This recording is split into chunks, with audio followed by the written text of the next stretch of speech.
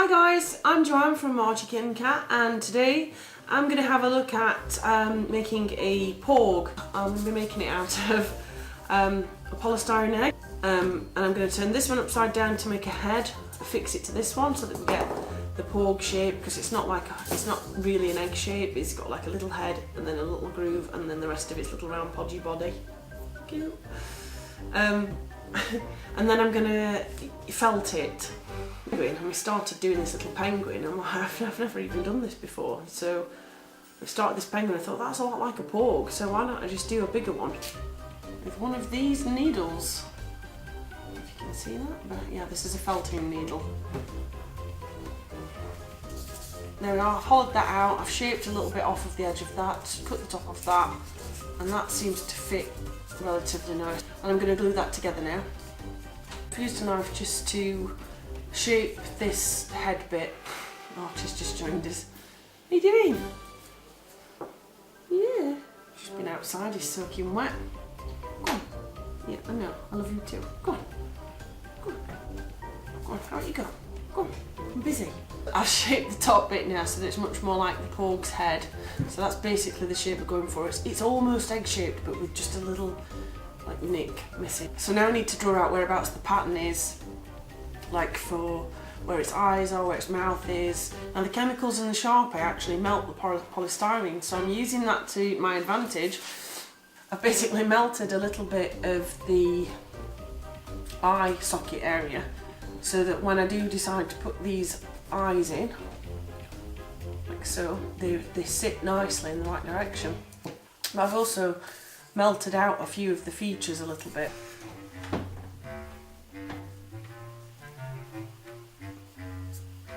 Right, I've just started marking out where wings are going to be going, the features a little bit more. There's a little like brown sort of grey patch there. I've got a nice bright orange colour. I've got a mustardy yellow, which I won't use very much of. White for around the stomach, and grey, a light sort of a grey, and sort of a mousy brown sort of a colour. Now I want to try and mix these two together, blend these two together a little bit, just like I'm going to essentially blend those two a little bit. But I'm just going to do a little bit at a time and work in the colour when I need it.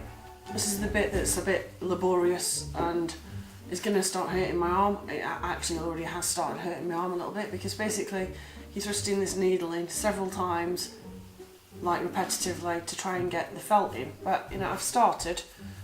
So I've started on the white, gone around the back a tiny bit at the back, and you basically just have to just keep stabbing it. That's felted.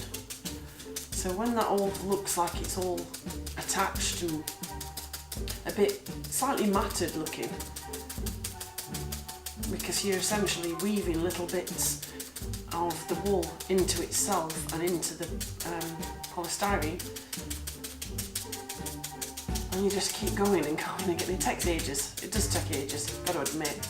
I've gone round the front and you know, then I've started working on little bits around the mouth, grey and brown, and I've pulled them all to pieces and mixed them together, and then you just get back to,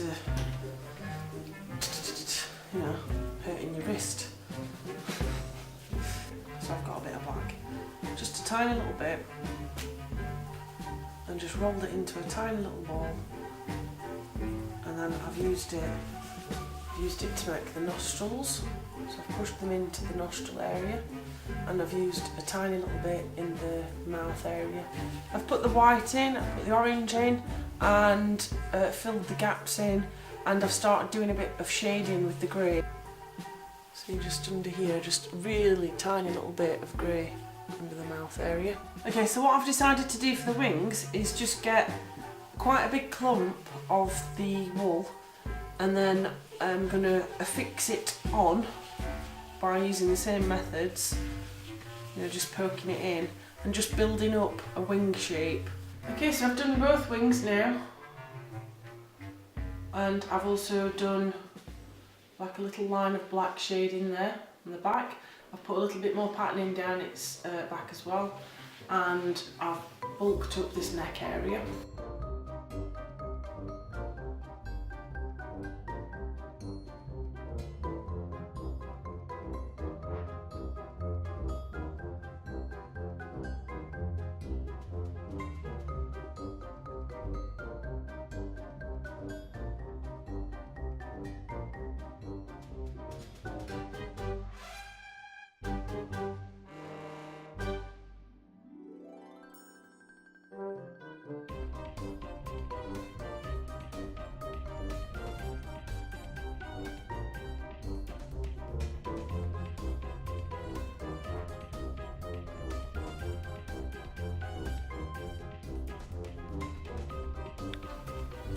Right, so this is hardened now. I've started doing a little hole in it, and then I'm going to put that wire in there, and then I'm going to put glue in and wrap a little bit of glue up the leg to make the leg a little bit longer, because we're going to paint over it anyway.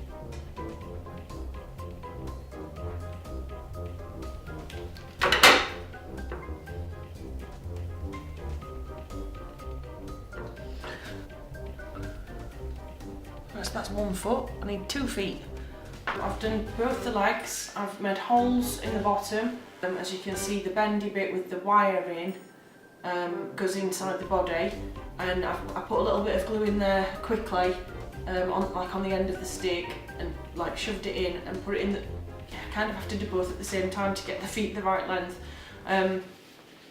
So this is currently falling over, but because I've put wire in, I can just bend the legs ever so slightly. There we go. He stands up by himself now.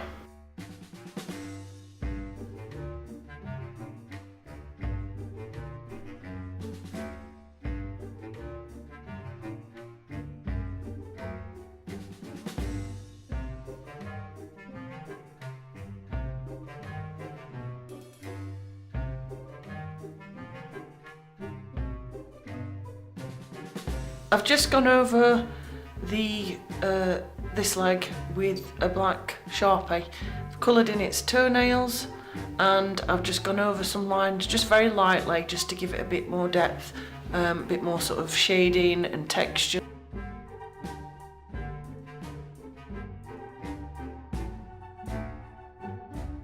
I've got these little glass, I can't even pronounce it, cabochon things that you use for like making necklaces and things. So it's just like a glass bead that's domed on one side, flat on the other. And I'm just going to use those for eyes. All I've done is printed an eye out onto the paper that suits this, and then I've stuck it to this glass bead thing, cabochon, whatever it's called. And yeah, that's it basically. I've just used a bit of glue, and those are my eyes. These are 16mm glass cabochons.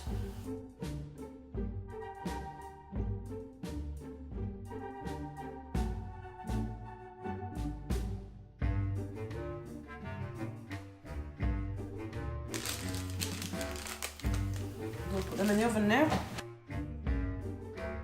So I'm literally just taking off some of the edge just to make them a little bit smaller and more round. And now I'm going to glue them on.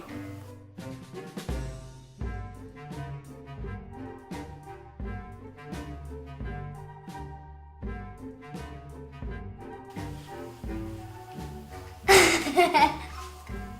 that mean I was in this thing? Look, Anna. Oh, that's so cute. Yeah. There we go so far. Nearly done. Just a little bit more felt around the eye socket area, and then that is definitely done. Bye.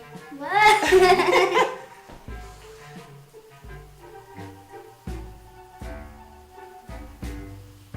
It's pretty cute, right? So there's my porg, it's finished. Thank you for watching. I hope you liked the video. Please subscribe and comment down below, and I'll see you next time. Bye.